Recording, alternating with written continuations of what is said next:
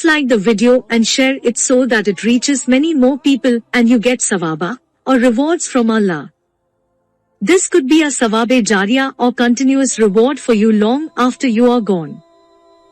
Volume 9, Book 83, Number 38. Narrated by Anas. A man peeped into one of the dwelling places of the Prophet. The Prophet got up and aimed a sharp-edged arrow-head, or wooden stick, at him to poke him stealthily. Volume 9, Book 83, Number 38. Narrated by Sa'al bin Sa'd as-Sa'idi. A man peeped through a hole in the door of Allah's Apostle's house, and at that time, Allah's Apostle had a midri, an iron comb or bar, with which he was rubbing his head. So when Allah's Apostle saw him, he said to him, "If I had been sure that you were looking at me, through the door, I would have poked your eye with this sharp iron bar." Allah's Apostle added, "The asking for permission to enter has been enjoined so that one may not look unlawfully at what there is in the house without the permission of its people." Volume 9, Book 83, Number 39. Narrated by Abu Hurairah. Abul Qasim said, "If any person peeps at you without your permission and you poke him with a stick and injure his eye, you will not be blamed." Volume 9, Book 83, Number 40. Narrated by Ash-Shabi. I heard Abu Juhayfa saying, I asked Ali, "Have you got any divine literature apart from the Quran?" Once he said, "Apart from what the people have." Ali replied, "By him who made the grain split, germinate, and created the soul, we have nothing except what is in the Quran and the ability, gift, of understanding Allah's book which he may endow a man with, and we have what is written in this paper." I asked, "What is written in this paper?" He replied, Al-Aql, the regulation of diyah, about the ransom of captives, and the judgment that a Muslim should not be killed in cheeses, equality in punishment, for killing a disbeliever. See Hadith number 283, Volume 4. Volume 9, Book 83, Number 41. Narrated by Abu Hurairah. Two women from the tribe of Hudhail fought with each other, and one of them threw a stone at the other, causing her to have a miscarriage, and Allah's Apostle gave his verdict that the killer of the fetus should give a male or female slave as a diyah. Volume 9, Book 83, Number 42. Narrated by Hisham's father. Umar consulted the companions about the case of a woman's abortion, caused by somebody else.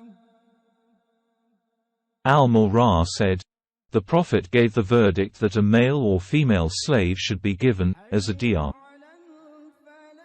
Then Muhammad bin Maslama testified that he had witnessed the Prophet giving such a verdict. Volume 9, Book 83, Number 43. Narrated by Urwa. I heard Al-Mahira bin Shubar narrating that Umar had consulted him about the case of abortion, similarly as narrated in number 42.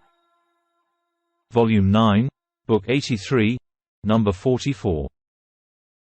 Narrated by Abu Hurairah. Allah's Apostle gave a verdict regarding an aborted fetus of a woman from Bani Lahiyan that the killer of the fetus should give a male or female slave as a diyah, but the woman who was required to give the slave died. So Allah's Apostle gave the verdict that her inheritance be given to her children and her husband, and the diyah be paid by her asaba. Volume 9, Book 83, number 45. Narrated by Abu Hurairah. Two women from Hudhail fought with each other, and one of them hit the other with a stone that killed her and what was in her womb. The relatives of the killer and the relatives of the victim submitted their case to the Prophet, who judged that the diyah for the fetus was a male or female slave, and the diyah for the killed woman was to be paid by the asaba, near relatives, of the killer.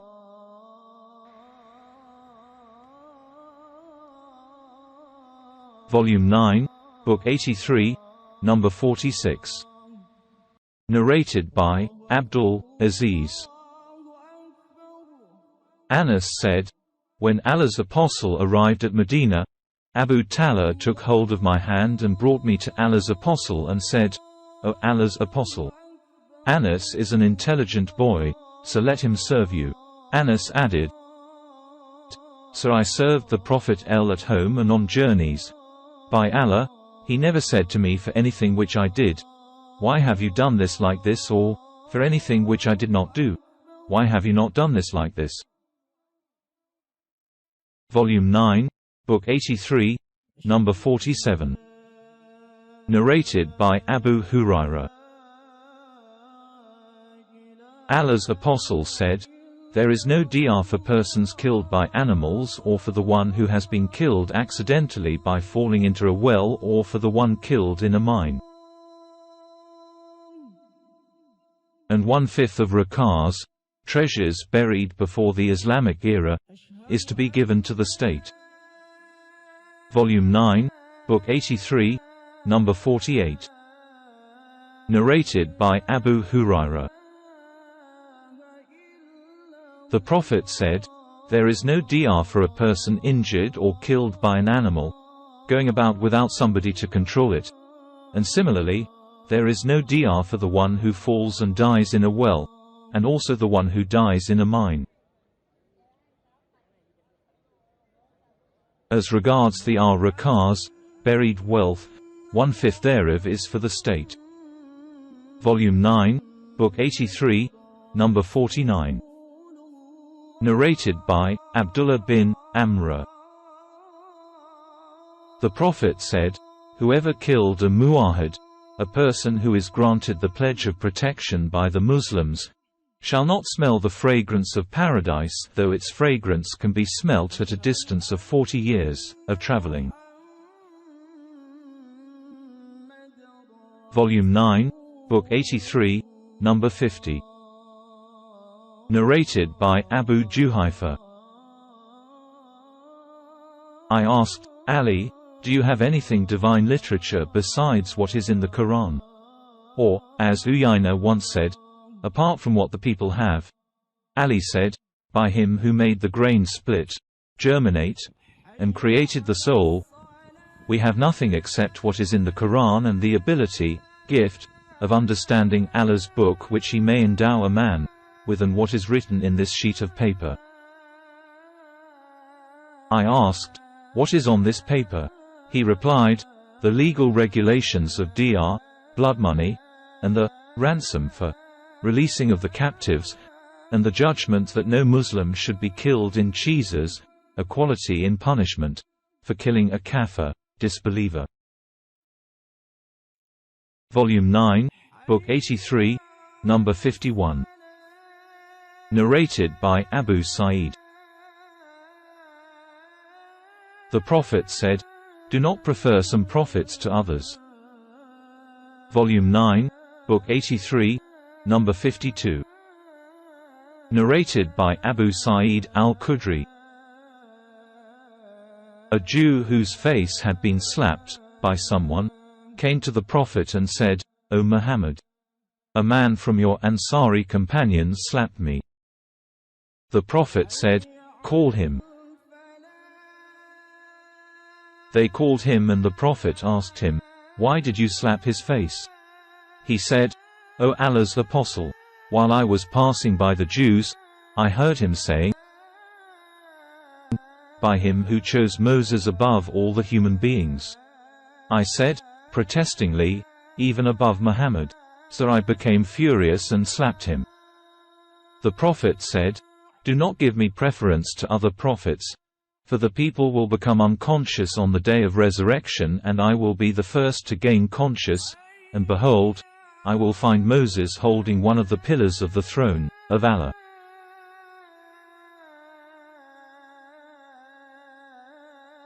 Then I will not know whether he has become conscious before me or he has been exempted because of his unconsciousness at the mountain, during his worldly life, which he received."